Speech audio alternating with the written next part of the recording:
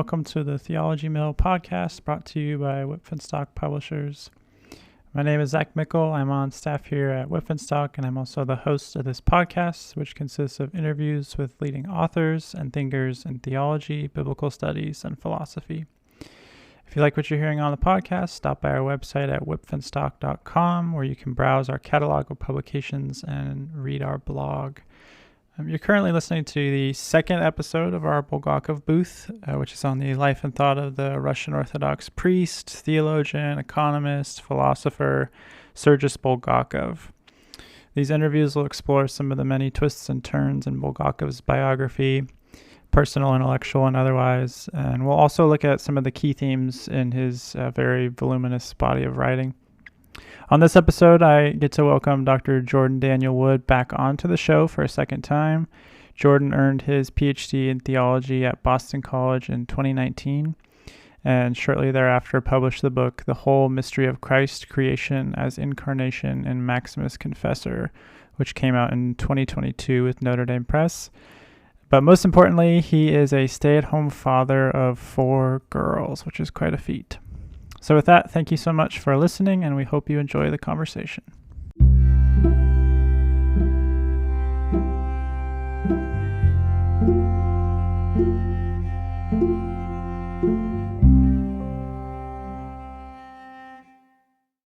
So I'm here. This is with Dr. Jordan Daniel Wood. This is his second time on the podcast. So I think this is my first time having a return interviewee, so I'm very grateful to have you on again. But before we get started, could you just tell us a little bit about yourself, kind of what you do, and also how you kind of came to be interested in Sergius Bulgakov?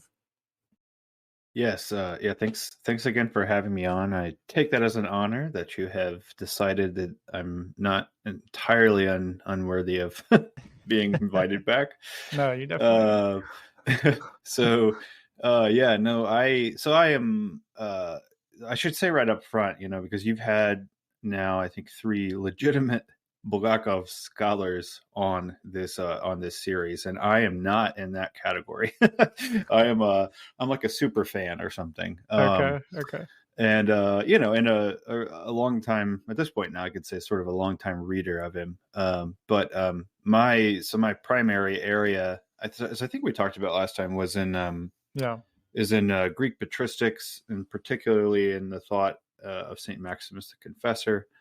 And he's the one I wrote a dissertation on, and then turned that into a book for the University of Notre Dame Press.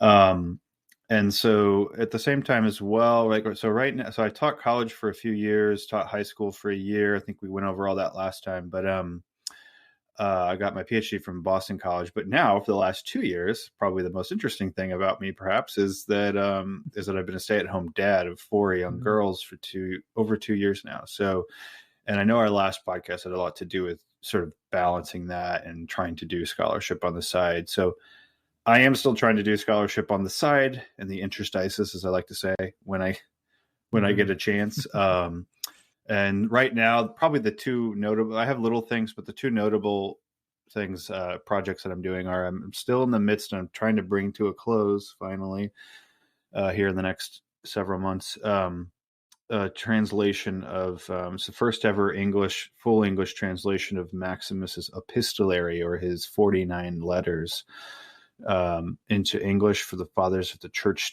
series put out by CUAP. Nice. That's kind of the principal project right now. I'm trying to have my deadline sort of the end of this calendar year. So, but and then the other one is a NEH funded translation, sort of a co-translator on a team that's going to put out an edition of the Lectures on the Philosophy of Revelation by Friedrich Schelling. So that's a whole nother, again, I'm not an expert in Schelling. We have experts in Schelling on the board and guiding the project, but I am a co-translator of that text, and that's pretty well underway now.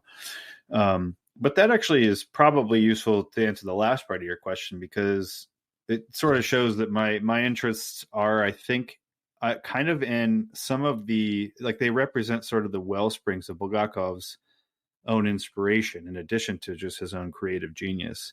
And that is sort of the patristic era, which he writes quite a bit about, and which probably some of your other guests have already mentioned. Sadly, a lot of times the English translations will cut out some of his like long excurses, like historical excurses on, on church fathers and stuff. And so that's unfortunate because it's sort of, and Father Brennan, or Father Deacon, I think, I can't remember which level of ordination he's at, but Brandon Gallagher, another Bulgakov scholar, has pointed that out, that it's unfortunate because it kind of lends to that polemical reputation, or sort of the polemic against like, oh, well, Bulgakov is just sort of making up all this stuff, or he's pulling almost exclusively from the 19th century, idealists or something, like as if he's unfamiliar with the depths of the tradition, the patristic heritage, which is false.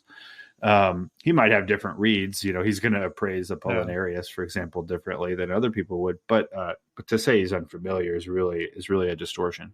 So anyway, I'm interested in that. I come primarily, my own focuses have been in patristics, but then also it is true that, of course, Bulgakov, like all of the great Russians, the Silver Age, and really just any major thinker of the early 20th century in philosophy and theology, was also intimately familiar with 19th century idealist thought. So in a way, I'm kind of poised, right? Because I have my foot in both of these worlds, and then therefore I'm an appreciator of Bulgakov, I think, kind of from those directions, especially. Sure. Yeah. No, that makes a lot of sense. Okay. Now, so then I should say, right? You asked. I got to throw this in there just because why not? Let's spice it up.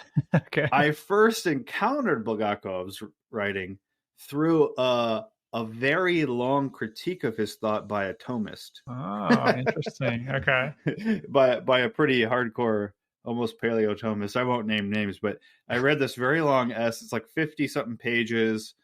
And to his credit, to this thinker's credit, he was giving so much, I think mostly accurate representation of Bulgakov's thought.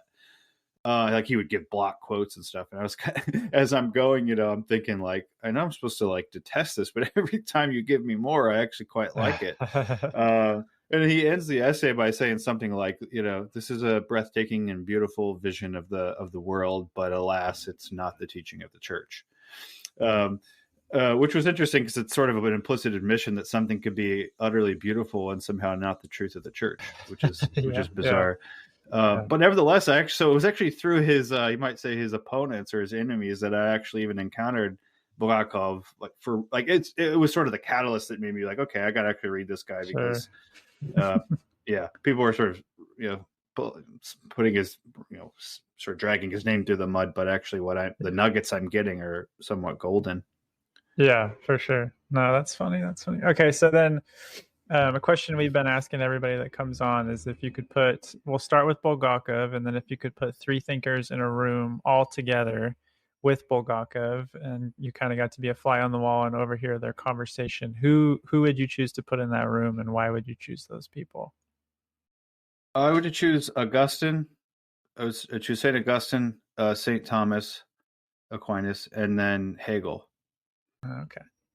I would choose Augustine because, Bulgakov wrote about Augustine on several occasions, and I think some of his critiques are pretty incisive. They're not always on the mark, but some of them are very deep, so I would love to hear how St. Augustine would respond, and then kind of what would unfold there, especially around the questions of predestination. And then I would say Thomas Aquinas because he is, of course, this sort of stalwart and luminary in the Western Latin tradition. And Bulgakov does also talk about Thomas, and he engages him. But I would love to see what kind of conversation they would have, and particularly there, I'd like to hear their conversation on Christology, how they would understand that. And then finally, I'd say Hegel because although Bulgakov has, sharp critiques of Hegel as well as, pretty much almost anyone Bulgakov touches, he even if he's got quite a lot of praise for them, he's also going to have, sometimes severe criticism, and that's because he's a real thinker, I think. But even though he has sharp criticisms for Hegel, especially in the Tragedy of Philosophy, that work, he also, I think does either appropriates or finds different ways to get to some of the intuitions Hegel has, but maybe perhaps in a more explicitly dogmatic and orthodox way. Now, I don't mean to say he's like reading Hegel and like, how can I get to Hegel's conclusions, in a more sort of sort of palatable way. It's not that. It's actually just as easy to see the other direction, that perhaps some of Hegel's own intuitions are already so formed by the Christian and specifically Christological tradition, not just the Trinitarian tradition, like people tend to assume. That Bulgakov might be sort of resonating with intuitions that Hegel himself was working out in a different sort of way. But I mean, I don't know. I think some of the core ideas that you'll find in Bulgakov, like the use of antinomy as sort of charting out the limits of reason, and reason understood as reason understood as the understanding, as it's sort of sometimes translated, right? Like the kind of representational or abstract conceptualizations. Yeah. But then the like the sort of acceptance of that might be his acceptance of Kant's usefulness for our thinking. Yeah. But then going beyond, but then the need to say, okay, but that just means not that we can't go beyond, sort of contra Kant, but it means that we need to go beyond in a totally different way, what he would maybe call through reason as opposed to understanding. And I do think that, I think that theme, for example, comes up quite a bit in Bulgakov. So I'd love to see them, talk through, I guess, what it means to connect it right to the earlier figures, the stuff around God as creator and God's will and predestination with Augustine, the stuff around Christology with Aquinas. I would love to then see Bulgakov have a discussion with Hegel, bringing those themes and maybe others into the modern era. So how do we discuss these things given the kind of challenges that critical thought has brought to the fore? And in some ways, I think Bulgakov's already doing that in a lot of his work. So, but I would love to hear that, live discussion. Yeah, absolutely. Yeah. So for his conversation with Aquinas, why Christology? Why do their Christologies interest you? Why would that be the thing you would want to hear them talk about? Well, it gets at something that we might touch on again later as well, which is I'm becoming more convinced that one really fundamental divide in theologizing, so I'm not making a claim here about dogma or doctrine sort of generally. I'm just saying in understanding the dogma is kind of whether or not you think the incarnation is merely a response to a fallen world. And perhaps the most fitting response, as Thomas would say in the third part of the Summa. Or you think it's something more fundamental, like the very disclosure and ground of the God-world relation itself. Yeah. And so rather than sort of a repair operation that, Adam sinned and there's original sin and now we need redemption, and the incarnation is one among many ways God could have salvaged us, but perhaps we might say it's the most fitting way for these 3 or 4 reasons, right? That kind of thing. Bulgakov starts, I think, actually pretty much exactly in line with St. Maximus, who said that the incarnation is actually the highest reason for God creating anything. He says it's that for the sake of which all else exists, and which itself exists for the sake of nothing higher. And if you think that's just a totally different orientation to not just Christology proper, but to therefore all the classical loci of theology and systematic, topics and topoi. Yeah. So I think that, so it's not just that I would want, so I guess the point is, it's not just that I would want to see them kind of hash out, what the details of Christology proper, like what does each one of them make of the notion of inhypostatization, which is hardly at all in Thomas, is in Bulgakov, but he sort of has a criticism of it, even as he sort of sees something good in it. It's not just that, like the sort of details, the fine technical details of the Incarnation, as the event in history, but also how that fundamental divide of is this the as it were almost reaction. And I know Thomas won't like that characterization, but it's hard not to see it as a kind of response that perhaps might not have happened at all apart from the Felix culpa, or is it in fact, was it as again Maximus and Bulgakov both sort of say, the eternal counsel of God? Maximus more daringly even goes on and says it's the fulfillment. The Incarnation itself is the fulfillment of the eternal counsel of God, and that eternal counsel he usually equates with the divine essence itself. Okay, so that's pretty fixed. I mean, that's pretty much priority in God's creative intention. It's not some response. It is, in fact, it's so little the response, according to Maximus, that it is in fact it is a response which already incorporates the response to sin within it, but therefore doesn't change in its sort of being the ultimate telos of all things. It's like it's like the most prior response you can imagine if you follow. Yeah. So anyway, that I would want to see that discussion unfold, how this difference in characterizing Christology proper itself may or may not affect the way they think about other issues. For sure, yeah.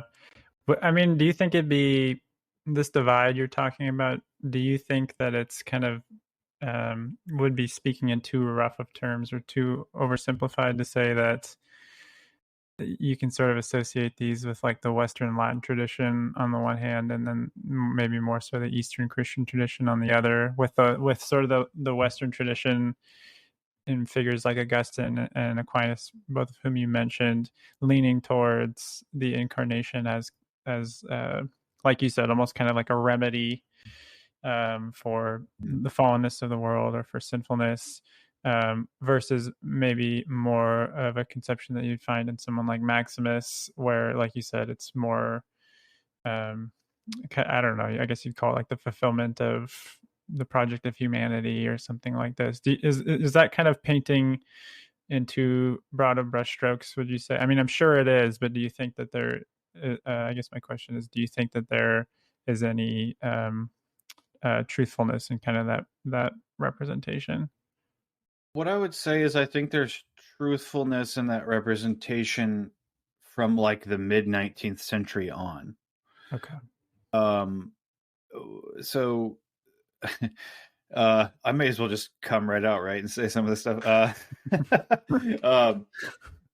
So I maybe put it more positively this way. One of the things taking Bulgakov does, which again I know this is something you might want to discuss more later, but one of the things taking Bulgakov, and I also think in the Ressourcement attempts to say, bring certain church fathers, Greek or Eastern fathers or thinkers back to the kind of to the foreground, or maybe to the foreground at all, which they've never enjoyed in the West. One of the things it does, it's not just an East-West thing, it's not just like, oh, so we can see the East is better in this and that way than the West, even though, as a side note, I should say, in a document like when you talk to Sergii from Vatican II, it explicitly says around section 17 that it stands to reason that some, the East and the West, that each of them respectively could have understood or more deeply grasped the aspects of the Christian mysteries than the other. So that's an open possibility, and that's one example, right, of why people will say the Vatican II is sort of the vindication of the retrieval attempts of early and middle 20th century Catholic theologians. And it's something to keep in mind, because what it could mean is engaging Bulgakov or Maximus or whoever, a whole host of people, also affords us, it's not just an adjudication between East and West even, it's an opportunity to reconsider the West itself. And what it would do is say, for example, perhaps gives us different lenses to reassess or reevaluate other thinkers that are in the Western tradition. And I mean some more obscure ones from like Marius Victorinus in the 4th century to John Scotus Eriugena in the 9th century, to the Victorines, to aspects of St. Bonaventure's work, to aspects of Blessed John Duns Scotus and Meister Eckhart, and Cusanus and all those other. So it's a way in which, so for example, I just recently heard a talk where a friar of the Dominican order said that one of the things Aquinas does for us is sift the tradition. And so he, in this talk, casts doubt on the very idea of retrieval, because he says what Aquinas, can, it's not just that Aquinas might not have known about some things, but he might have intentionally relegated the voices because they ought to be relegated. Not only do I think that it kind of contradicts what Vatican II was already saying and actually bidding us to come explore, it also contradicts, by the way, the reappraisal of historical critical study of the Bible, because surely if there's really nothing more, to say about the Bible than what Aquinas did, why would you even go back and look at it? But it also, I think, tries to forefend and it tries to keep the tradition manageable. It tries to keep the tradition, even the Western tradition, no, we got a line. It's clear. It's Augustine, it's Jerome, it's Augustine, it's Aquinas, and maybe a few others, Gregor the Great, on certain questions, whatever. And that's nice because it feels secure and manageable. But as soon as you start reassessing the importance of, the quote unquote wild ones, or the more the outliers, which, by the way, even somebody like Joseph Ratzinger didn't have a problem doing. I mean, he gave a whole speech once praising the merits of Ariugenist thought. Nevertheless, it's I think in times like the ones we're in, where there's lots of questions, lots of polarization, lots of ideological infighting and so forth, and every single event that happens, say, in the Catholic world becomes an opportunity to score points on the opponent, then anything like a more expansive appreciation of the depths and richness and sometimes even plurality of the tradition looks threatening. And so all that to say, I think that Bulgakov, engaging him, especially as myself, I'm a Catholic, I'm in the Western, clearly I'm in the Western tradition, but it helps me even make better appreciate my own tradition. And then also re-engage, right? Because there's, of course, on the Eastern side, there's reactions against Bulgakov, and not everybody that's Orthodox likes Bulgakov, of course, as we all know, right? Yeah. So it complicates even the intra-traditional dynamics of East and West just as much as the inter-dynamics between East and West.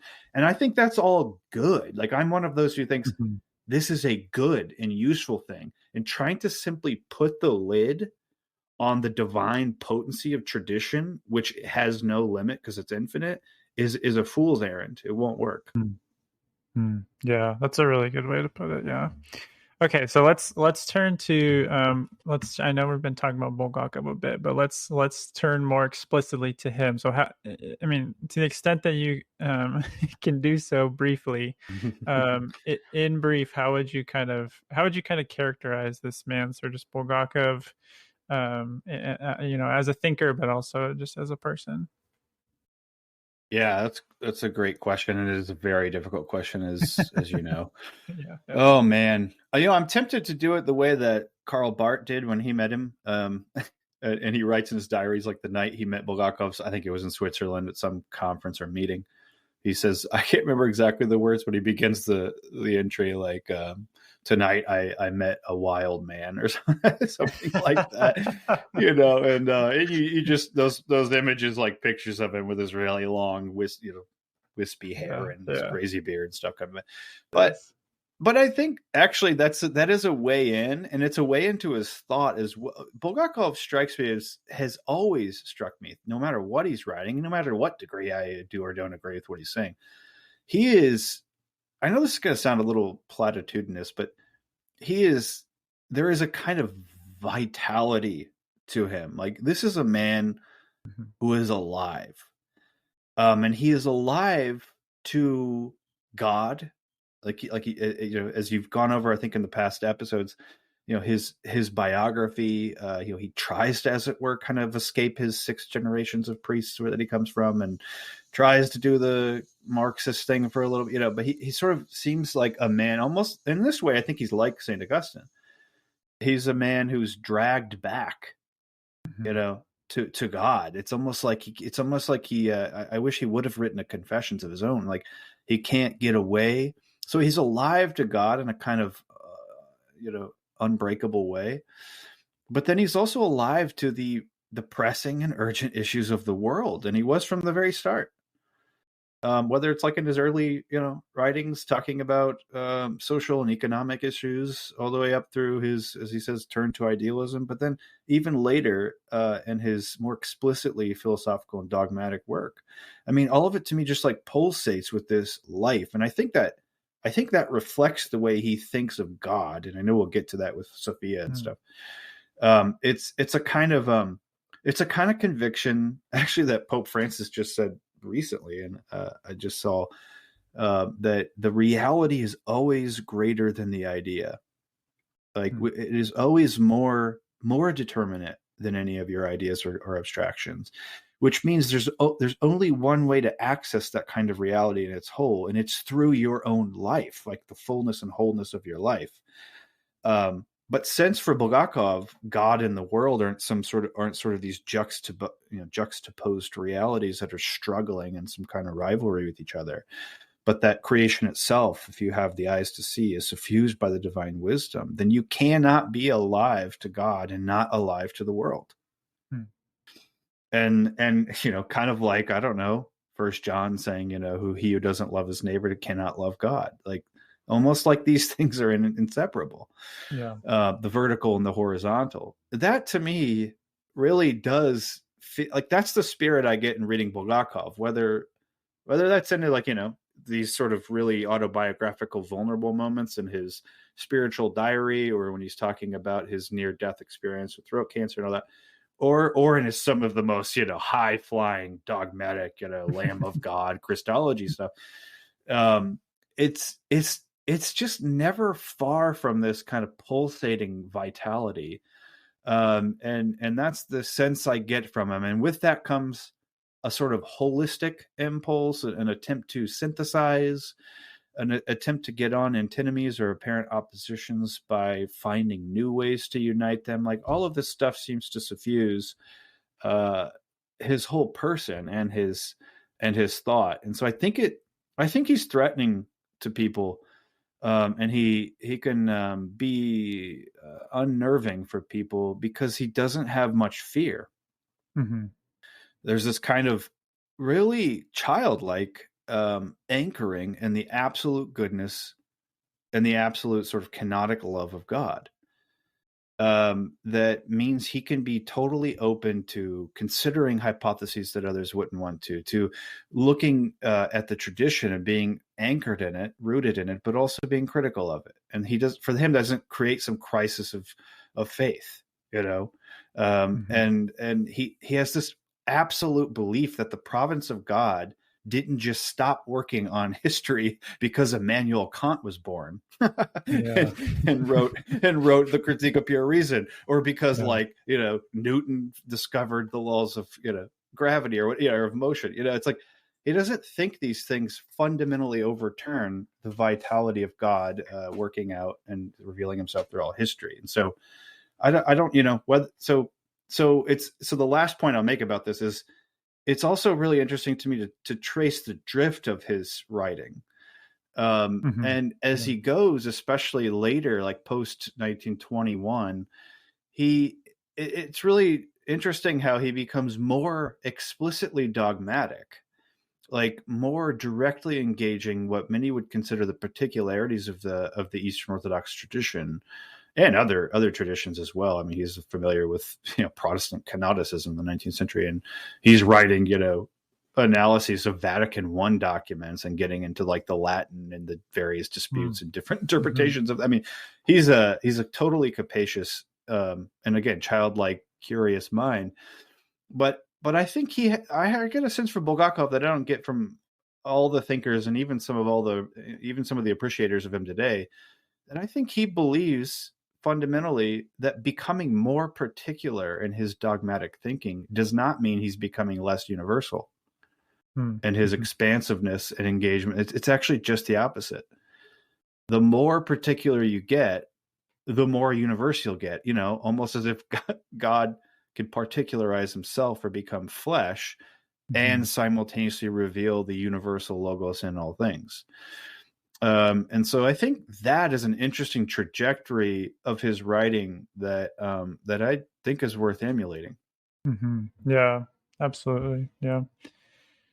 Yeah, it does seem like he has a real special capacity, and obviously his work and probably about his life a lot more than I do. But from the reading I've done, it seems like he has a real special capacity to kind of exist in the discomfort or the tension between I don't know, like between like poles or between antinomies. I think one of the people we interviewed for this booth, I think that one's going to publish after this one, so I won't say who, but he said one of his favorite things about Bulgakov is that he can kind of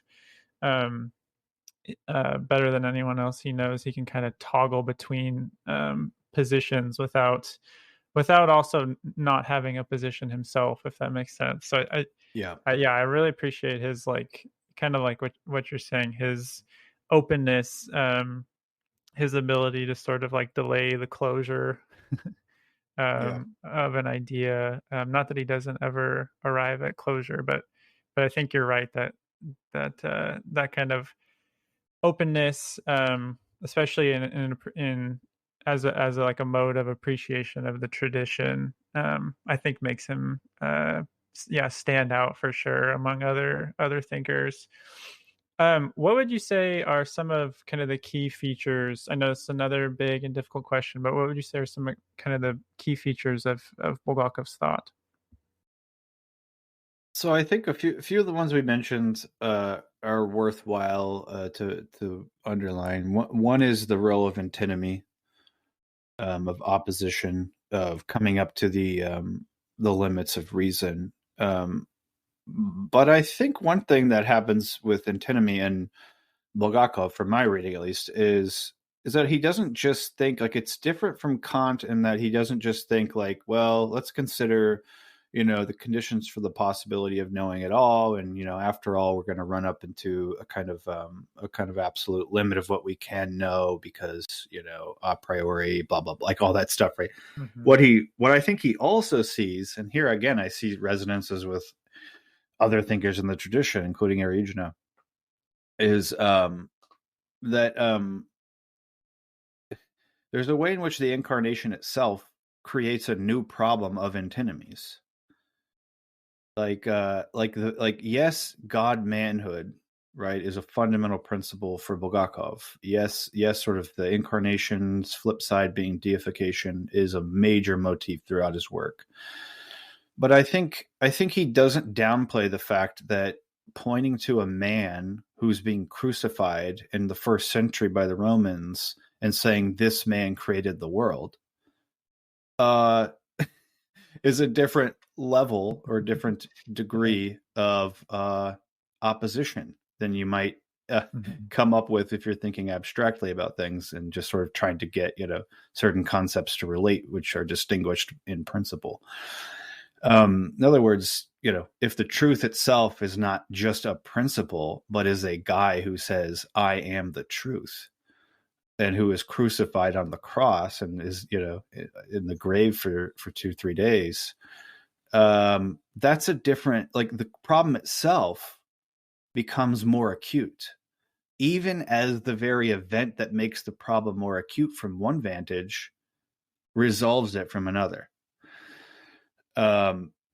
And I think the rule. So I just say that, for example, if someone's reading through the Lamb of God and they get to the section on kenosis and, some of Bulgakov's more, I think daring and bold sort of speculations on Christ's ignorance or the degree to which he diminishes himself. He says, there's kind of an interesting line. He says at one point, he does not give up the essence, the divine essence, but he gives up the glory.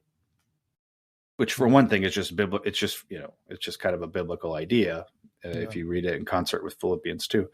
But also, like, it's that can be jarring, and that can feel like, wow, we're really departing from, you know, the tradition. We're really departing from the parameters of dogmatic thought throughout. But you know, you have to kind of follow through that he might be thinking through, as he expressly says he's trying to do, thinking through the yes or the positive affirmation of Chalcedon rather than just its no.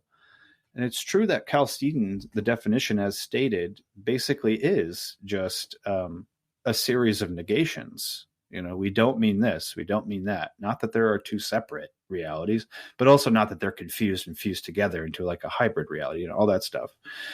And so he has, in his summary of that work, he says kind of nicely, he says, we know Chalcedon's no, but what is its yes? And that's the task, right? Is to think through and beyond, not in terms of discarding, but that initial definition has made possible a new way to proceed.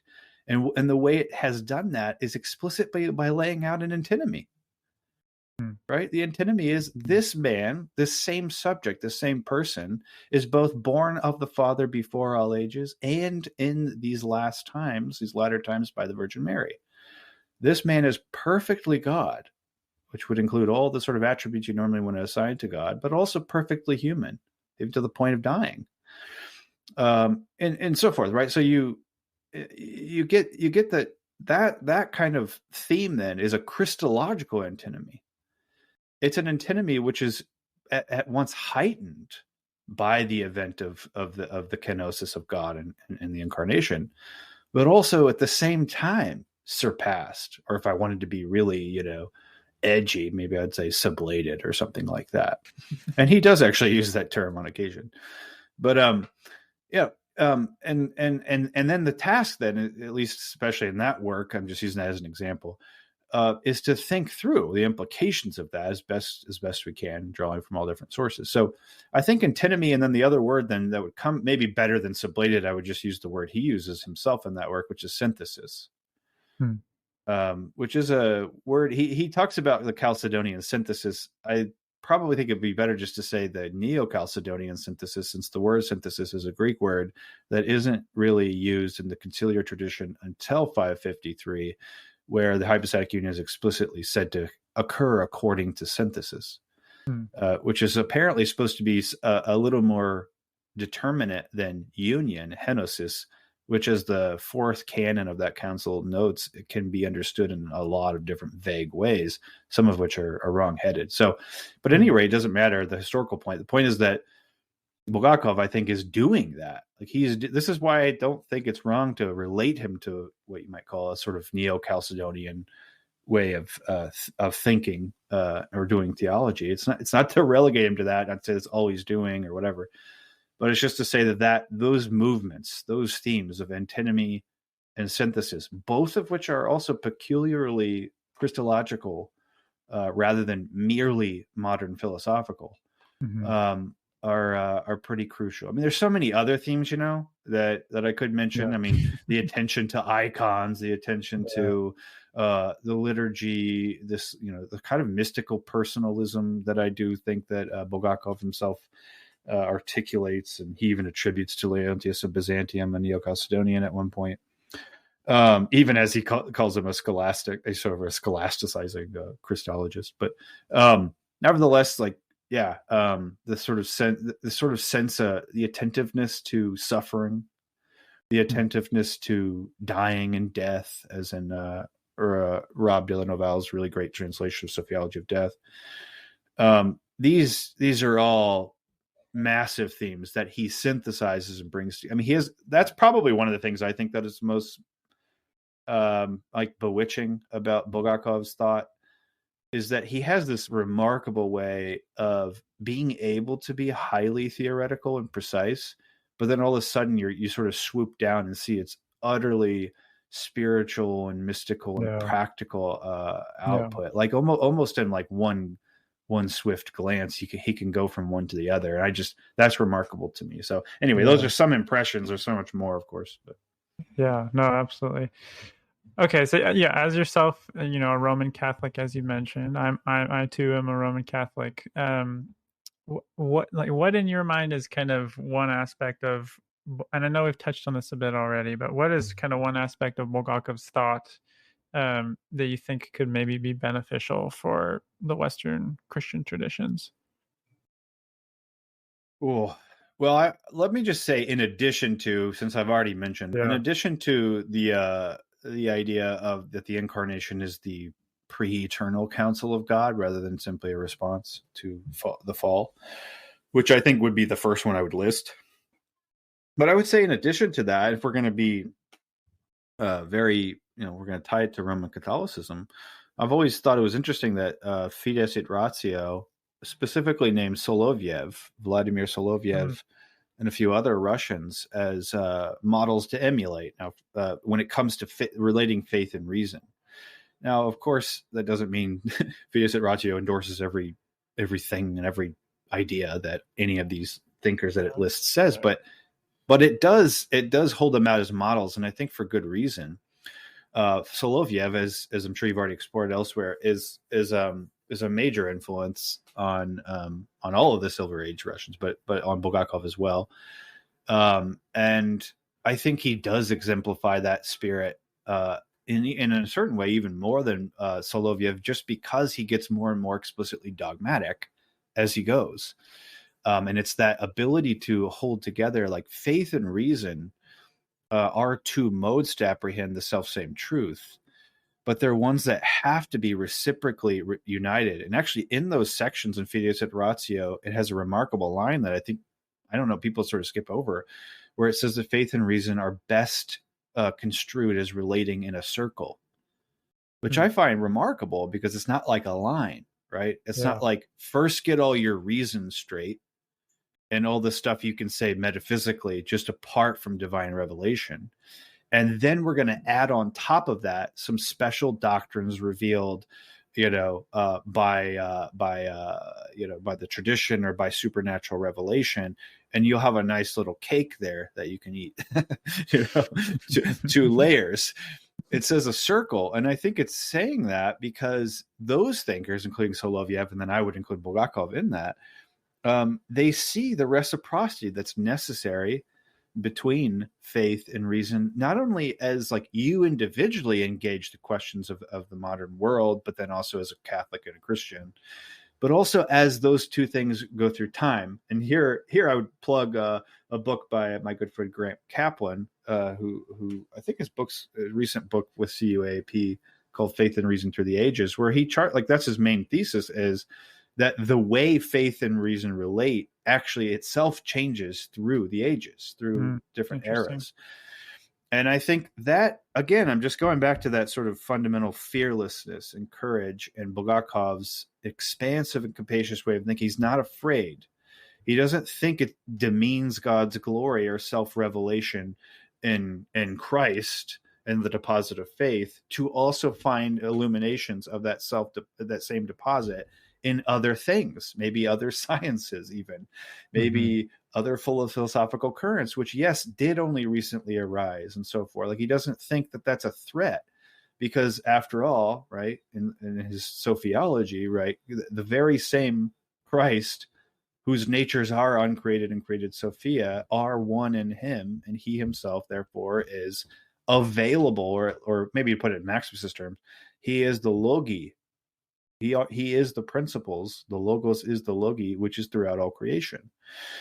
And so, just because, sort of these absolute boundaries that I think if we just fixate on method in an abstract way, it feels good to say, well, look, this discipline concerns this content. It's very different from this discipline, which concerns this other content. And of course, that's true. Like, there's a way in which that's true, and you have to maintain some kind of relative autonomy and integrity to those. But at the same time, we have to recognize that all of these avenues are still avenues towards, right, the one and only who can say, I am the truth. And so I think that for Roman Catholics who are used to thinking like, well, I can think in this separated, isolated, discrete domain with my own autonomous reason. But then whenever I go over here and I'm dealing with the truths of the faith, the articles of faith, which have been handed to me, I got to sort of, instead sort of think within these, this domain, which is also isolated and discrete from the one I just left. Like that kind of way, again, heuristically useful. There is some point to distinguishing these. But if you absolutize that distinction, that methodological distinction, as if it's a real distinction, even, sort of into what we can and can't know right now, you'll risk sort of becoming, sort of isolated from being able to advance or understand, or, right, in the words of Vatican II, Dei Verbum 8, progress always all the way until the fullness of the word. And I think it's for good reason then that Fides et Ratio holds out some of these like Russian thinkers as a way of relating faith and reason in the circle, in the way of reciprocation, which does require a kind of faith that isn't threatened so easily. Yeah, for sure. Okay, how would you describe Bulgakov's relationship to the church, though? Because I know that undergoes many changes throughout his life, and he becomes a priest, I think around like age 40 or so, after going through all kinds of intellectual conversions. But especially so in his mature years, how would you kind of describe his relationship to the church, or the way he thinks theologically and philosophically in relationship to things like revelation, for instance? Yeah, so I think it does dovetail a little bit with what I was saying earlier about the more sort of as he goes along, he becomes more explicitly dogmatic or particular, which means he has to treat and engage the issues of the tradition which are distinctive of, say, Eastern tradition, or like, so he's going to write on the Dormition of Mary or something like that. I think Bulgakov's, this is my hunch here, I'm spitballing a little bit here, so again, no scholar of Bulgakov, but one of the things that's interesting to me, and what I do think affords him a unique perspective, is that he's an exile, or he's an expatriate, right, from Russia, being kicked out in the early 20s by Lenin. And then he ends up in Paris, where he's got, he serves at the Institute. He's an important priest and spiritual guide for a lot of the Russian expatriates of the time, sort of in a diaspora, as it were. And what's interesting about that is that, and he himself writes about this a little bit autobiographically, especially in those years, where he says, he basically is openly admitting, like, he's got these like very almost visceral opinions about, say, Mother Russia, right? That even though he has just been kicked out by Russia, by Lenin, he's still, for example, he has, and I think Slazinski talks about this in the early part of his book on the theology of Sergius Bulgakov, where he says, I can never think of a Russia without a czar, which was really like out of keeping with some of the intelligentsia that he, ran with the circles that he ran with, because it's this sort of like rooted, visceral attachment to this idea of Russia, even as he's being, as it were, persecuted by Russia, the Russia that actually exists at the time. But then I think if you take this over in terms of ecclesially and in the Orthodox tradition, it creates an interesting moment. And I think perhaps this, and again, I'm totally speculating here, but it perhaps this also affects the other thinkers that are in that same circle in Paris, especially, where they are now in the West, which is not just simply homegrown for them. That's not, where the orthodoxy they know, and the Orthodox Church that they know, is not really there in the way it was in, the Russia of their youth. But at the same time, and they're open to, and they dialogue with Western thinkers, philosophy and theology and so forth. But then they also feel this sense of maintaining the orthodoxy of their youth in the Orthodox Church, even though they're displaced from the soil that it grew in and that they know best. And so I think that it means that the church and church affiliation and his sort of ecclesial spirit in one way becomes more secure than ever, like more attached to the church than ever, because he's invested in a project of preserving something that in his own motherland has been lost and even, destroyed. But at the same time, he's doing it in a context which is, as it were, foreign soil, but in dialogue, right, with Protestant and Catholics of the Western world. And so he's trying to maintain that openness and that spirit of synthesis. This is what I think partly accounts for this dynamic in his thought of the more like you have to have faith that the more particular you solidify your identity, it doesn't mean you're excluding universality or even might say Catholicity, but that you're actually somehow getting to the particular incarnation of the one and only universal logos, so that you don't have ultimately to choose between the two. And I think perhaps this is, again, totally off the cuff here, but perhaps that kind of interesting, I don't know, sociological or sort of like almost anthropological context that he's in, ecclesial context that he's in, allows him to try that project, in a way that he hadn't been able to before. Slozinski calls this period in the 20s and 30s especially this sort of like new chapter, this new book of life, which is unfolding before him, almost like that context gave him this new sort of breath of inspiration to do what he ends up doing, which is writing way more theological and explicitly dogmatic works than he had at all prior. Interesting. Yeah. It does seem like in recent decades, especially, there's been like a real surge of interest in Bulgakov, especially in the last decade or so. So, I mean, how do you make sense of that or account for that surge, and especially the fact that it seems to be happening not just in kind of the East or the Slavic world, but also, especially in the West? Why do you think people are becoming more and more interested in Bulgakov? Oh, that is a tough one, and definitely I'm not qualified to give a scholarly answer to that. But like I could do that with Maximus maybe, but I don't. But no, with Bulgakov, it seems to me. I mean, I'll just say this. I'm thinking especially of Rowan Williams's book on Bulgakov, which is now fairly old. But it specifically looks at his political theology. And I have long thought this, just because I was, in my early 20s, I was very interested in Dostoevsky and reading everything I could about him and from him. And one of the things that has always struck me about late 19th century, early 20th century Russian thinkers, again, of which I'm not a scholar, but is that almost, and I think actually Bulgakov even does himself pontificate on this about when he's reflecting on the geographical positioning of Russia, sort of as it were between Europe and Asia, right? Between East and West. It's like in this liminal space. And one of the things that I already noticed in Dostoevsky was that there's a sense in which Russia is especially well situated to consider these new and arising ideas or philosophies or currents in theology or whatever, but sort of at a distance. And they're not immediately willing to just latch onto. I mean, some of them were obviously, there were, ones that like loved the West and just wanted to make Russia the West, and they're Slavophiles and they want to resist that and so forth.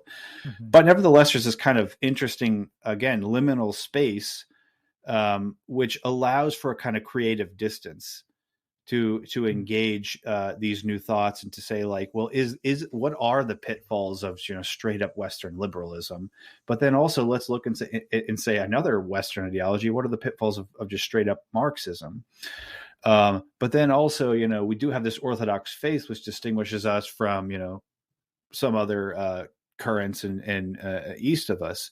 And so they're kind of, again, poised in between trying to work this out. And so I think someone like Bulgakov, what's interesting is being able to look at the sort of, extremes of any dominant position, political, social, or theological or philosophical at the time, and being able to sort of, with a kind of creative distance, diagnose what could or couldn't be good about this. I mean, he's doing that already in the 19-teens, but I think like someone like Rowan Williams sees that in him as a really useful, again, that synthetic, expansive, just different creative way of thinking. So that my first answer is sort of that is like, I want to give some credit to just the inherent value and attractiveness of Bulgakov's own way of theologizing and trying to relate that to every aspect of human existence.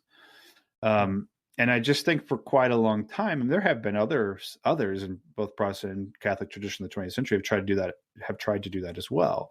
But I think it's kind of, the phrase that keeps coming to mind is one. It's the name of a book by Gabriel Marcel, Creative Fidelity. Yeah. And I think those people that most people, it's easier to just choose one or the other, right? Mm-hmm. Creativity in the sense of pure spontaneity, just let's do something totally new, or fidelity in the sense of sort of like a super traditionalistic, sort of nostalgic, let's just grasp to the past. Yeah. And when somebody attempts and is really seemingly successful or inspiring and being creative and faithful at the same time, that just does stand out. And I think Bulgakov is one of the greatest examples of this in the 20th century. It's and so even, the question you asked earlier about his relationship to church, obviously there were certain authorities in the church that didn't quite like what he was saying and his attempts at synthesis and creativity. There were some of even his own confreres that didn't, and they criticized him openly and so forth. But it kind of thinking about Bulgakov and thinking about this interview, it reminded me of something that Karl Rahner said in one of one of the interviews of the last few years of his life. He specifically asked about the episode where he has this big run-in with the magisterium, and he says, "Look, it doesn't." He says, "I know you might want me to have something really shocking to say, but I'm not sure what to tell you. Nobody should be surprised." He said, unless you just want to simply repeat everything that's been said and not think creatively at all, then you shouldn't be surprised that the authorities are going to worry about you. Know?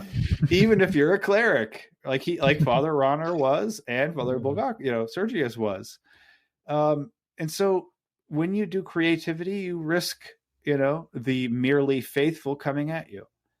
And whenever you're merely faithful, you risk losing the entire world around you because you don't do creativity.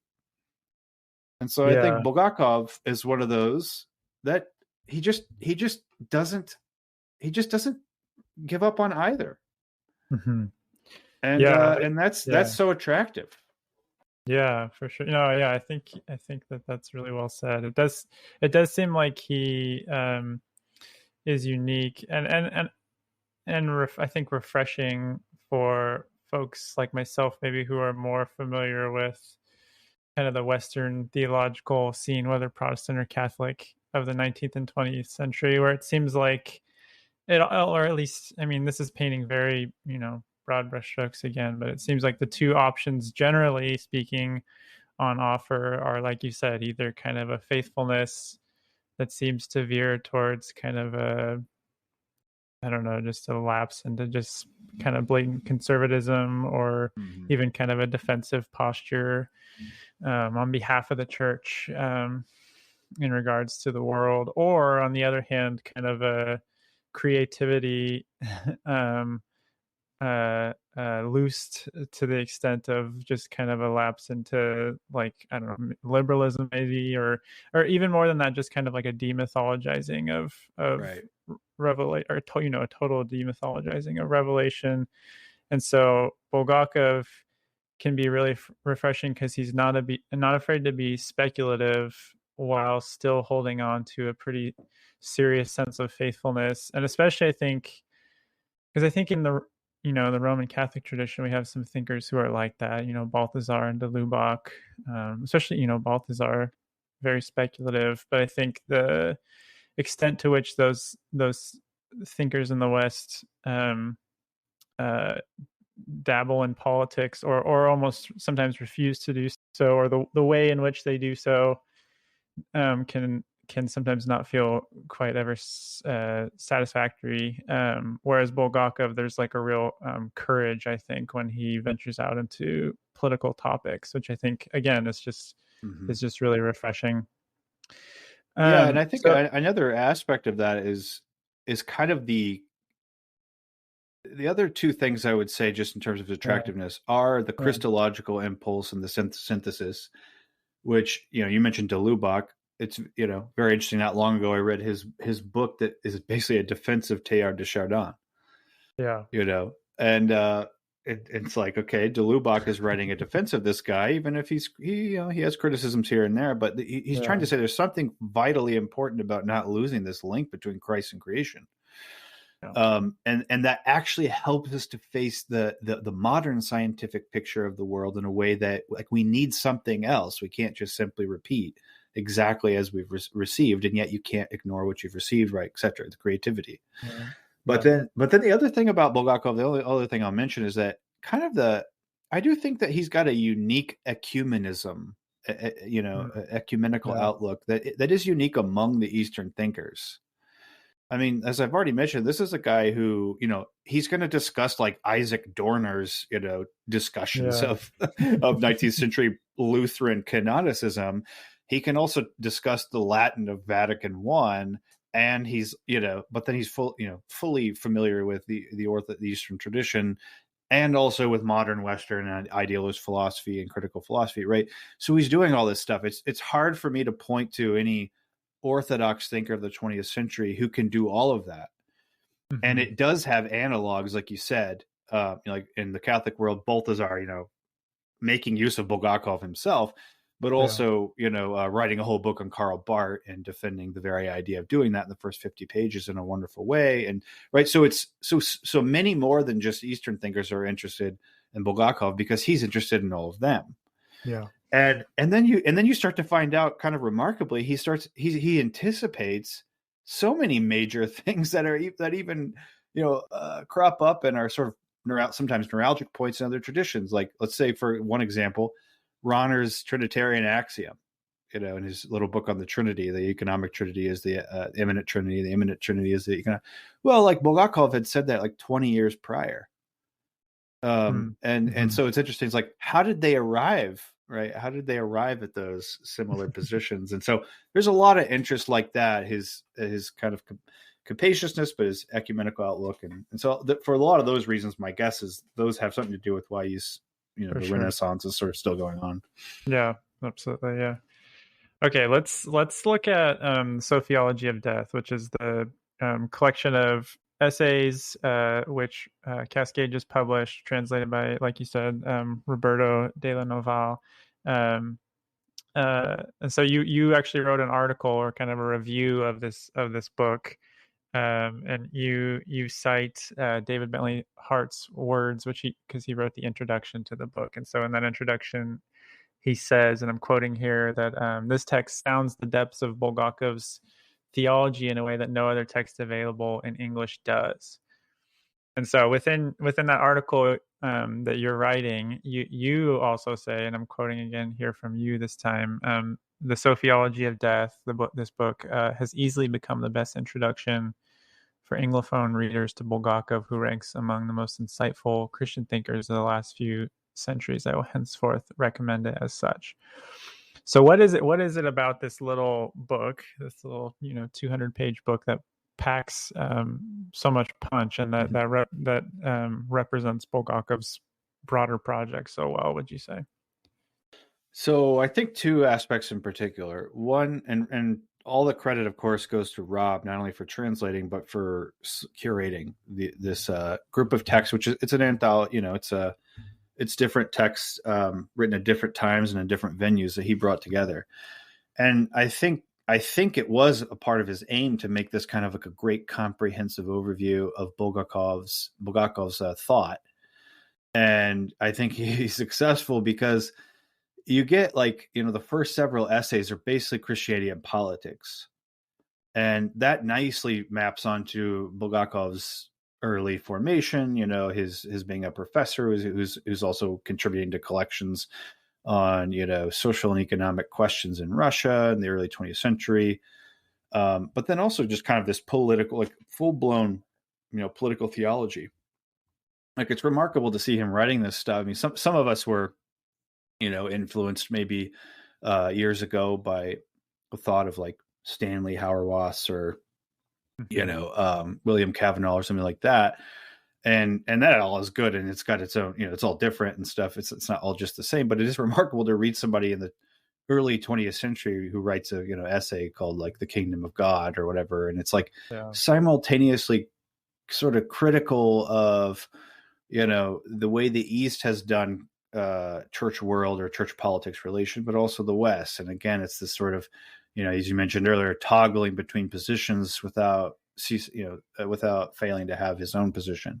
Mm-hmm. So you get this like Bulgakov engaging political and economic issues head on, but then it moves into like, some of his more sort of reflections and sometimes critical reflections on the tradition, including, I think, a really great essay, Augustine and Predestination, or Augustinianism and Predestination, which has got things in there with like Bulgakov saying that Saint Augustine, or as they call him, right, Blessed Augustine, is one of the, if not the greatest, the most illuminating mind of the patristic era. So he's got a lot of good things to say about Augustine, but then he has a severe criticisms of him around this issue of predestination.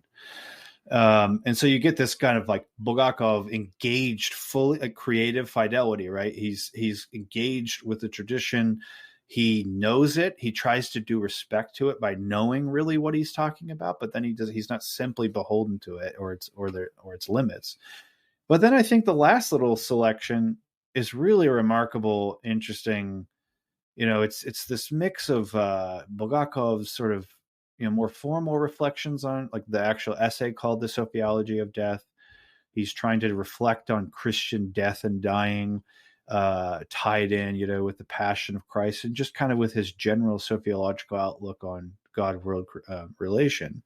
But then you get like within that same essay, I even think it's these remarkable turns to the explicitly autobiographic, his own wrestling with his throat cancer, the kind of pain and torment, physical suffering he goes through, the sense in which he gets that his own dying and death is not separate from Christ's own dying and death, and how there's this even reciprocity, this bond of in dying with the Son of God dying and our dying, and just remarkable. Again, it's one of those moments where the kind of high-flying theoretical dogmatics is literally interwoven with his very own personal pragmatic facing of death and dying and suffering and excruciating. And that's just a remarkable essay. It's fitting that the whole collection's named after it.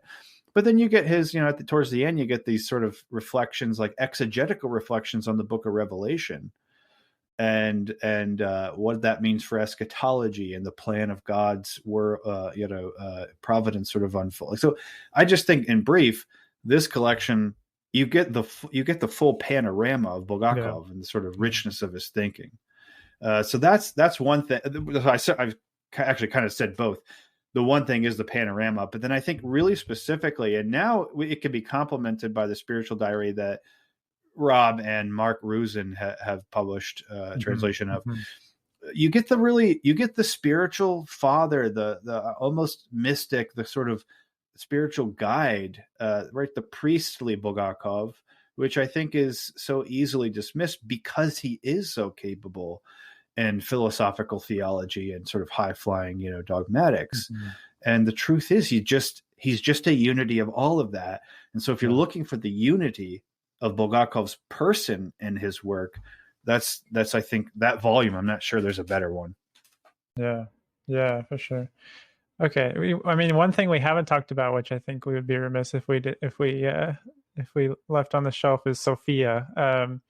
So in that same article on the Sophiology of Death, you talk quite a bit about Sophia, and you kind of elaborate two approaches to Sophia, which of course is a very important theme in Bulgakov's work. And you kind of make the claim that both of those approaches actually make appearances in Bulgakov's work. So could you say a little bit more about what these two approaches to Sophia are? Yeah. So in brief, the two approaches are this. I think it's easy and intuitive to take the first approach, which says this: Sophia is the common principle between God and sort of the divine world, the intertrinitarian life, and the world that God, that comes forth from God or that God creates. And so that divine Sophia, like Sophia is the wisdom of God, right? And by the way, we should say that Bulgakov with the tradition, right, knows scriptural precedents for the idea that, right, that the world was created through wisdom, whether that's Proverbs 8 or Wisdom, the book of Wisdom, chapter 7 or whatever. So he has these precedents, and then of course there's also the tradition, and there's also the Eastern tradition of venerating Sophia, even in an icon, or right in their churches, beautiful churches, Hagia Sophia. But there's this so there's a sense in which the link, like you can take a kind of what I call there a metaphysical approach, which has a counterpart as a phenomenological experience, which is to say, well, what Sophia is trying to get at is that the world, in its beauty, its truth, its glory, it has its fundamental ground or root or cause in nothing less than, the triune life of God. So that's the metaphysical claim, is this is kind of like everything, it's almost like related to the divine ideas tradition in a way where everything that comes forth from God in many is really already in God as one in some way, right? And so but then that has the counterpart in the phenomenological experience. Is like, so all the beauty, the beauty of the sunset, the beauty of love, the glory sort of I don't know, of the newborn. These things are like little windows into, or maybe even participations in, the divine, so that the whole world is suffused with God's wisdom, his glory, his beauty.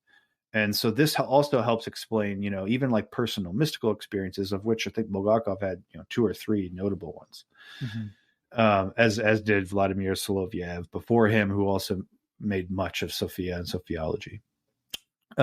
So that's one way of looking at it, and kind of the way I talk about it there is like, that's a sort of intuitive. It's a nearer to like a classical sense of God is cause of all. Therefore, all God's effects participate in God as the cause. Therefore, as you experience the effects, you experience in the modes of the effects, you experience the cause. And I think that's fine. It's just, I don't think, and I think sometimes Bulgakov does talk that way. And sometimes I think people get a little confused because Bulgakov likes to frame some of his works with this kind of question. And again, Slazinski points this out even as early as like Philosophy of Economy, where the main question in that work is, how is economy possible? And Slazinski says, this is a Kantian question, right? Because Kant asked in the first critique, how is cognition or knowledge possible? And so what do? Well, then what you expect is you think back to the conditions for the possibility of the thing that you experience or know directly. And then you like what needs to be true as a priori or prior conditions, preset almost conditions for this which to be possible, to be right. So he does the same thing in Lamb of God, where he even explicitly, again in his own resume of the work, he says the question is, how is the incarnation possible? The problem is that's not exactly a metaphysical question. If it is truly a Kantian approach, then it's really first and foremost a question of knowing. What needs to be? What are the conditions within which we can know this as incarnation? So that's not necessarily a sort of classical pre-modern claim of, well, we just need to think back. And this is sometimes, I think, the first approach. Some people do this. They're like, well, in order for God to become human without somehow mutating or something, there's got to be a sense in which God was, as it were, always already like eternally human. And this is sort of what Sophia is trying to, in its creaturely and divine mode. And somehow, as he says these are 2 modes, but the same content or the same principle. The divine world and the creaturely world are the same. It's just that the divine world is like it's being, and the creaturely world is becoming. It must become, right? And so he plays with all these. But his point would be, there's a fundamental, almost metaphysical bond between God and not God in God from eternity. Now, I don't, as you said, right, in the article, I don't think that's wrong. I don't think this is a totally wrong account of what Sophia is. I just think it's not yet the whole picture. And that leads then to the second account, which is that I think really Sophia, I mean, let's not forget what the word he's using here is wisdom. And, whether you think back to Plato or you think back to Aristotle, Sophia is like part of the point of it, especially in philosophical ethics, is to say, someone is wise when they know how to join together in a wise or prudential act, join together a universal principle or law with the particular context within which the act is being, undertaken. And someone who is not wise just because they can rattle off wise principles, but they're also not quite wise if they just do things and happen to get it right and they don't really know why. Right? So if you're just merely particular, then you're just lucky. If you just sort of you don't think beyond your context, you simply just react, but it just happens to be the right thing. That's just chance. But if you were like merely head in the clouds abstract and you're obsessed with universal principles, that doesn't explain the transition from the universality of an ethical principle and then its particular application in a certain context. This is why already Aristotle is saying, right, like you have to know a wise person to know wisdom. You have to imitate the exemplars and say, oh, that's what it looks like to be wise, precisely because wisdom can't be just sort of templated and universally applied in a kind of, formulaic way. It's always attentive. The wise act is always attentive to the particularities of whatever circumstance you're in such a way that you couldn't have abstracted apart from that circumstance. So I try to characterize the second approach then as divine wisdom is fundamentally act. It's the act of God's triune life, which does surpass all of our abstractions about, say, the divine essence, or even the divine person sort of as such, like a hypostasis as such or something. And then, of course, it also goes beyond the sort of abstraction about the world. That, so that's usually the way we do it, right? And it's really fascinating. In Bride of the Lamb, Bulgakov, some of his most, I think, sophisticated and mature reflections of Sophia actually come in the context of him denying that God is simply the cause of the world. Well, why is he doing that? What's the point there? And I think for me, the way I read him is he's trying to say, well, look, and this maps a little bit more onto the first way of thinking, right?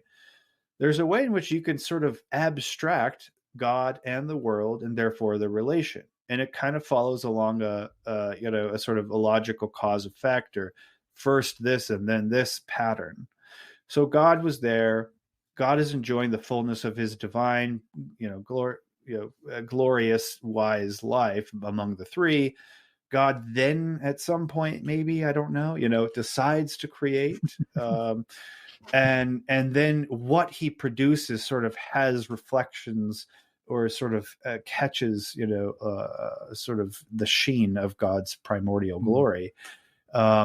And that's it. But actually, Bride of the Lamb, he's actually saying, but this is an abstraction. And the problem with that is if God's true life, his full Trinitarian life, is precisely an act between three eternal persons who are themselves peculiar, Father, Son, Spirit, then you haven't even come close to capturing the true relation, sort of Trinitarian relation, and therefore certainly not the ad extra relation between God and the world.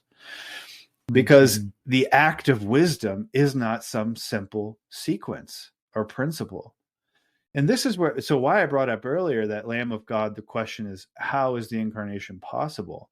Why it's important to see that that's not necessarily simply a metaphysical question, but is sort of more in the modern post-critical sense. It's a question of what are the conditions of us knowing?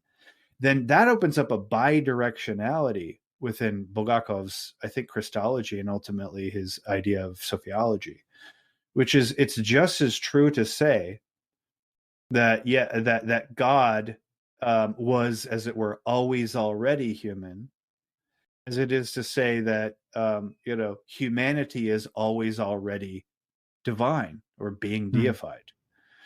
So there's a kind of reciprocity there, which would not ultimately, in the Son of God, who is both God and human, whose natures, Bulgakov clearly states, are creaturely and uncreated Sophia, divine and human, that he is both of them at once, and that he himself both is before, as it were, as the cause, and after as the effect. And I know people don't like that, but it really is just it really is just an implication of calling him human, unless you think humanity itself isn't created. But since he is both, then the very logic, the abstract logic of cause, starts to, as it were, go off the rails from the very fact of the event. In other words, again, we're back to the act of God's wisdom, which bursts forth for us from the incarnation. Actually, and I'm going to say something here that's a little technical, but hopefully we can go for it. In a way, it retroactively, it posits its own conditions in its actualization. So that's the fullness of what it means for him to say, in this work, in Lamb of God, I'm saying, what is it that makes why is the incarnation possible? It's not that he's simply sticking in the first idea of Sophia. Well, we have to sort of think back to God and his Trinitarian life and say, oh, there must have been something like a potency for God to become human. And that's why when he becomes human, sort of, it's not alien to him to do that. Well, no, I mean, Bulgakov's thought is antinomic. And so there is a way in which it is, like, the very event itself presents us with the starkest antinomy, namely that life itself could die. And then you work back from that fact and you say, well, what in the world? How would that be possible? The only way it's possible is, yes, if God has always already, creaturely Sophia is already in God, but also there is no creaturely Sophia in God that's not also, right, creaturely Sophia being deified already forward. So it's a reciprocal, it's a bi-directional relation rather than simply a cause-effect relation.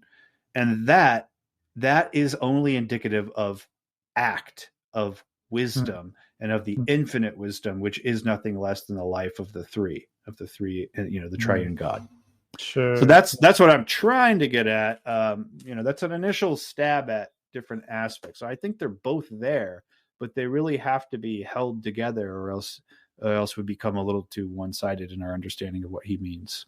Sure. Yeah, it's really interesting stuff. So I think we're kind of dancing around our next couple questions already, which have to do with kind of how the God-world relation figures in Bulgakov's thought, which I know we've touched on a bit already, but I want to talk especially about this issue, which has, as you know far better than I do, vexed theologians and philosophers for centuries, which is how to kind of reconcile a God who is one or who is simple with a world which is many or manifold, manifold sometimes to the point of seeming like chaos. So how does Sophia in Bulgakov's mind kind of account for this issue or this tension between the one and the many? And then also, I know we have another question here about kind of the shadows you see of German idealism and Bulgakov's thought, especially on the one and the many. So we can kind of fold that question into the prior one if you want to also maybe talk about the role of German idealism. Yeah, no, that's good. It's big. So, as you say, right, the one and the many has been the vexing question forever. I think always immediately of Plato's Parmenides dialogue, where at the beginning, one of the characters, he's listening. It's actually a wonderful dialogue, and I think people like Eric Pearl are right to sort of say this is the central dialogue for later Platonic tradition, especially the Neoplatonists. But what's really remarkable is, as is a good mark of a really good thinker, Plato seems to be, at least on one, I think, fairly uncontroversial reading, he seems to be almost trying to stage a critique of one of his own beloved doctrines, namely the doctrine of participation. Right? Because for him, participation is meant to kind of address that problem of the one and the many. So you can say, well, how is there one and many? Well, let's just say the many participates, which is a partial sort of idea, participates the one. The one is totally simple. The one is, not broken up into components, isn't dependent on some system of elements or whatever. But the many are not only just many, but each of the many is one. And so you start to notice that the one, in a sense is present and is the very power of each one of the many to be one, although none of the many is the one. So, and what's great is at the beginning of the Parmenides dialogue, he says, well, Zeno, I think, is the one who's sort of giving the speech about the participation. But one of the characters says, well, what Zeno says is good. And it's basically that kind of doctrine of participation. So it sounds good. I mean, of course, we know that there is no many that's not also a one, but that's not necessarily to say it is the one. He says, but if Zeno were to tell me that one of the many is the one, then I would be amazed. And that's always struck me because it's sort of, and the rest of the dialogue sort of unfolds in these, different, almost you might call them antinomies, these different seemingly irreconcilable ideas about how to relate these two further, even beyond participation. And I think what's important with that, there's of course the whole divine ideas tradition that tries to find a way to say, well, and this was already back in the Stoics were doing it, the Middle Platonists, Neoplatonists, all the way through the Latin scholastics. All of them are sort of saying, well, what if the many is like many ideas in the divine intellect? So the intellect itself is one single simple act of knowing, but what it knows is many.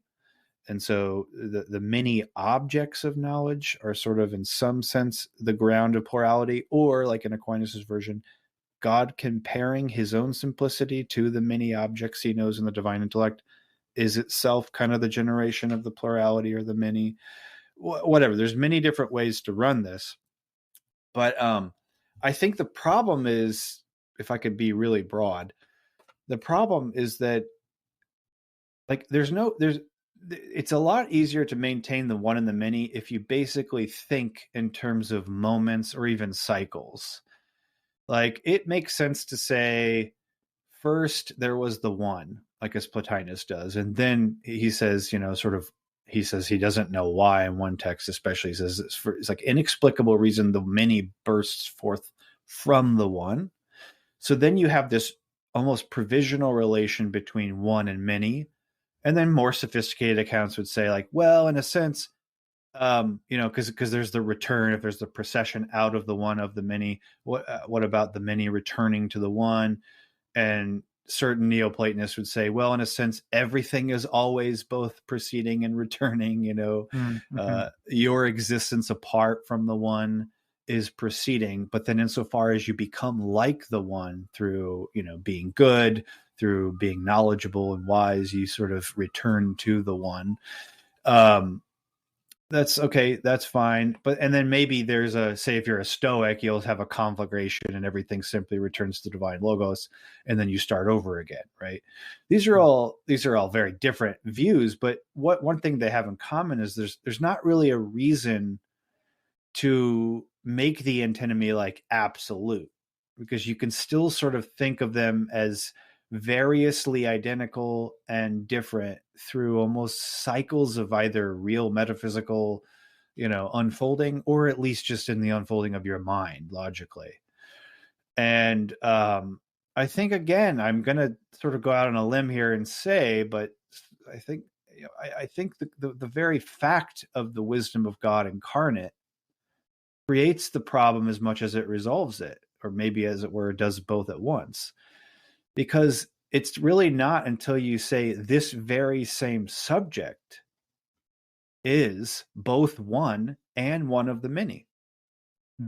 That's when it's like, okay, so our normal ways of sort of keeping a conceptual distance between the two start to fall apart. Because you can't, right? I can sort of, even just on the level of pictures, I can sort of understand what it means to say many come from one, and the the many return to the one. And I can even understand all the qualifications that try to say like, well, but you can't think of the one as if it's alongside the many because you're already not thinking of it correctly and so forth. And there's all kinds of, different versions or iterations of what you do or don't want to emphasize within that system. But I just think when you get to the God man hanging on the cross, crying, my God, why have you forsaken me? A lot of those conceptual schemes just don't work anymore. They're not, at the least they're not adequate. They might still have a use. And I think they do. I think Bulgakov thinks that too, but they can't really get at what is happening before your eyes. Right. So here again, the act exceeds all abstract ideas about the act. And so I think, I think if I can try to relate it to the two questions, then I would say, the wisdom of like Bulgakov's Sophiology, he explicitly says in Bride of the Lamb, I think it's around page 39 even, it's a Sophiology that cannot be apart from Christology. And it cannot be apart from the Incarnation. And I think that's why. I mean, you can have a Sophiology of sorts apart from Christ and Incarnation, because there have been some, right? But his version, his particular sort of way of running this, like I think he thinks there is no abstract way to resolve the problem of the one and the many. And so even invoking wisdom is not an idea. It's an idea that tells you that mere ideas are not enough. Instead, you have to attend to the life. He often does sometimes equate Sophia with essence, divine essence, but more often he says the Trinitarian life or the glory. The glory is sort of this like mutual or reciprocal manifestation of the three to each other in the oneness of being and life. Like it's a richness of a self-same life, which is simultaneously plural. And it's both at once. It's not a sequential first one, then many, right? The Trinity itself is already surpasses that very juxtaposition or antinomy. And so, And so I think so to put it briefly, then sort of the event of the Incarnation, specifically the crucifixion of the Son of God, exacerbates the age-old question of one and many as soon as you want to identify that one with the one. But then it kind of also requires you then, and this is kind of just actually hasn't happened over the patristic era, right? It requires you to think back to, well, hold on, what is God like if one of God or this man who is also the one can be crucified and get killed? And that's why, right, Christology is interwoven with, inseparable from, and even led to Trinitarian theology, which even was it Brian Daly in his book God Visible on Patristic Christology? I mean, he says that right off the bat. You had to rethink, what God was like from the Incarnation, Crucifixion, Resurrection. Anyway, so how does this relate to German idealism? Well, let's just say, Schelling is tough. Schelling is noted, but I think hasn't been sufficiently noted, although I think there are scholars that are starting to do more work on that part of it. Hegel, I think, is also noted, but even, depends on what part of Hegel and Schelling you're comparing. But let's just say a general idea from German idealism that I do think is influential on Bulgakov, or that he sees a Christian impulse, is maybe one way to put it, is this idea that God has to sort of be the synthesis of what we abstractly consider irreconcilables.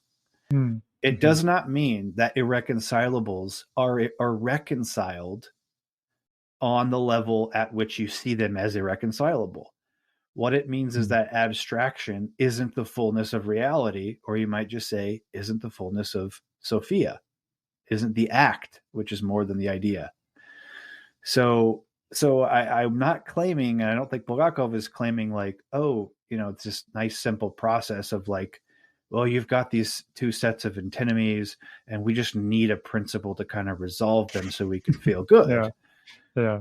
It's no, in fact, the antinomies themselves are generated in the very event, in fact, or act, ultimately the Trinitarian act of being, the Sophia, the very act of their being one in a totally inconceivable way prior to the experience of the act. Wow. Yeah. So I think you can read German idealism that way. I don't think everyone thinks that for sure. Yeah. But I think insofar as you do, and you see, and it could well be that Bulgakov at least sees that kernel of truth in what they're trying to do. Say when Hegel is trying to say that the logos within us, or the sort of move from understanding to reason, is nothing less than divine reason within. And you see that all over, right? With Bulgakov, every human being, like all of creation, has a created and uncreated principle within them, which Sophia, of which is two modes of Sophia, and so forth. So I think you can at least relate those. Yeah. No, that's great stuff. Thank you for answering my very oversized question. You were kind of dabbling a bit in talk of incarnation in your answer. So I know that you're kind of an incarnation guy and you probably have lots more you could say, but for the sake of time, I think let's pass over that second to last question. And then we'll save the most controversial question for last, which is how has, maybe not everybody knows that's listening that Bulgakov was something of a universalist. So how has kind of his iteration of the apokatastasis influenced your own universalism, if it indeed has influenced yours?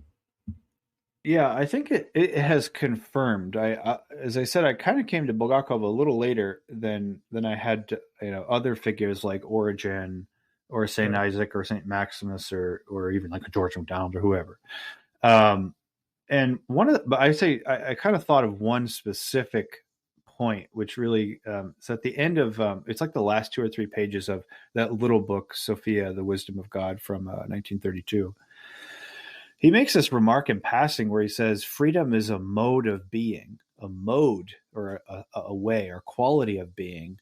It's not itself like the principle or telos, which is really remarkable, because I think you find that pretty explicitly in thinkers like Origen or George MacDonald, who are, kind of the examples of stalwart universalists in Christian tradition.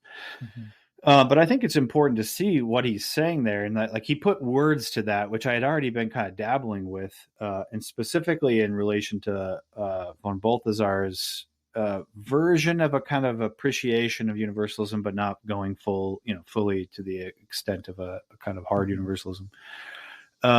Where what's important to see about that is that it's also personalist, in the kind of modern sense of like, God didn't set out to just create a world order, which then has its sets of laws that God has to sort of play by or through, and try to get the best result he can at the end of the first, the run through, the unfolding. What he created was a world which produces created spirits, namely persons, each of whom has to be gotten to in their own individual and specific way, which is really interesting. This isn't totally Eastern idea either. I was reading Ad Simplicianum by Augustine, which is from the early, mid, 396, where he makes this point about grace at one point, in the midst of making quite a different point about predestination.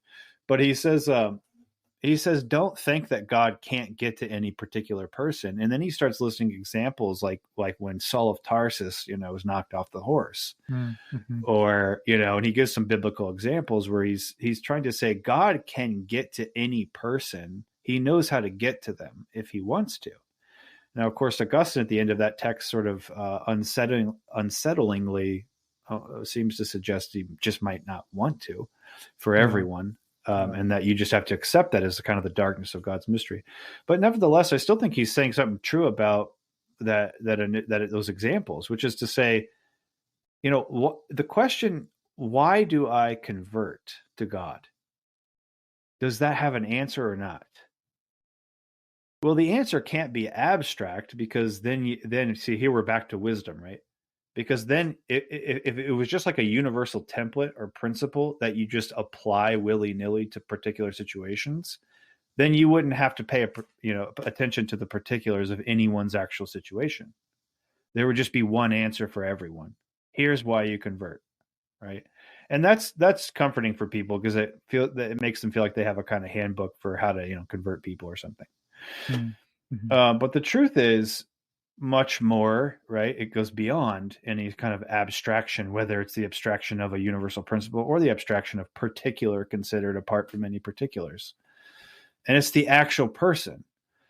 And so God can and will find a way to get to every actual person, even though that way or reason is not abstractable, just like any person is not abstractable. And I think when Bulgakov says that freedom is a mode of being, what he's saying is something that Origen already says, like in his commentary on Romans, like Augustine has moments of saying, as I mentioned, and George MacDonald says in Lilith, for example, where it's not like the universalist has to choose between, well, is this freedom or necessity? Will God force everyone to be saved? Or is he going to respect their freedom, which means they could perpetually resist him or resist him definitively in this life? And that's already to confuse the fact that freedom is a mode of being, not the eternal intention of God, which is being itself. It is the cause. It is the only one and only creative cause of the world and of every individual. And so God can't. So the dilemma isn't, will God force you or not? The dilemma is, can God get to you through you or not? It's that the way you live as a rational spirit does entail your freedom, and it entails your assent, your free, loving embrace of God's own free, loving embrace. But it's not like love has no reasons. It's that the reasons are not abstractable and therefore analytical. Mm-hmm. And I think Bulgakov gave me that quick sort of summary when he speaks of freedom as a mode of being. That again, that can sound real sort of scholastic or whatever, but actually that's a profound point, and it's a very personalist point, if I do say so myself. And so that's all that the universalist has to say, is that that everyone has a reason to convert, and that God knows how to bring about that reason. And that absolutely respects process, by the way. It's why it's wrong to say, well, look, I look around today and I see lots of people sinning, and doing things they know that are bad and rejecting God. Therefore, that could happen forever. Well, that's only true if every moment and every process has the same possibilities as the moments before it. But anyone who's raised children or who has themselves grown up knows that that's not true. Yeah. What's possible for me to realize and to will at age 16 is rather different than it was at age 6 or 60. Yeah, that's really good. Yeah, that's great stuff. Well, I want to respect your time and let you get going with your day. But I do just want to say thank you for coming on. It's been really wonderful to have you on again. Really, really rich conversation. So appreciate your time. Well, I really, really appreciate being here, and thank you for letting like the little brother come in here, because I know you've had 3 other legitimate Bulgakov scholars, but I'm just glad to be here as a super fan, hyping them up. I don't think any of them saw you as the little brother of the conversation, if that's any encouragement. So, well, I need to have a talk with them then. Set them straight.